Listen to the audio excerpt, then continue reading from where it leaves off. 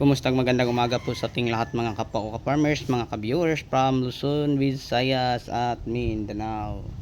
So sa umagang ito no, nagpipitas po tayo ng talong, Calixto F1 at saka kamatis na Diamante Max F1, sitaw na Todo Max at saka okra na Smooth Green. So nag-umpisa pa lang kaming nagpipitas sa talong at saka sa kamatis, malapit na matapos. Meron na lang sigurong mga nasa 3 creeks na lang mga ka-farmers no, ang hindi natin napipita sa kamatis. So yung kamatis natin, ito po ang ating first harvest. Then yung talong sitaw natin, meron tayong kunting tanim kasi sample pa lang po ng Swiss, ay nasa 4 lang po ng linya. Ayan. So ito na po ang mga harvest nating mga napakagandang mga gulay. Yan, kasi napakasariwa. Ngayon pa lang namin pinipitas at hindi pa tapos. So meron pa nang nagpipitas mga ka-farmers no, ng ating mga gulay. Ayan po. So marami pang pipitasing talong. Then tapos yung ano natin, konti na lang ang sa kamatis. Yan.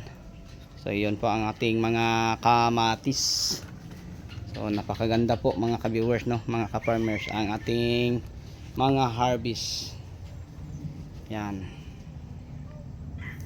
Okay, so kung may tanong man kayo no about farming, pakilagay lang po no sa ating chat box section ang inyong mga katanungan, kung ano man ang ipapagawa nating content. Pwede nyo i-request para magawa natin, lalo na sa pagpaalaga ng mga talong, ampalaya, kamatis, sitaw, watermelon at iba pa. So yun po no mga ka-farmers, mga ka-viewers, i-share ko po sa inyo sa umaga na ito. Ayan po ang ating mga magandang harvest na mga gulay. So ulitin ko, nag-uumpisa pa lang po kami no sa pagpipitas ng mga sariwang gulay namin. Okay, so bago tayo magtapos mga kapwa ko ka-farmers, mga mahilig sa ganitong usapin, hihingi naman ako ng isang favor sa inyo. Huwag naman yung kalimutan no, mag-like and share at saka mag-subscribe sa aking munting YouTube channel, at i-click naman yung notification bell para updated po kayo sa mga next video na upload ko. Hanggang sa muli, ako na po yung magpapaalam. Bye bye.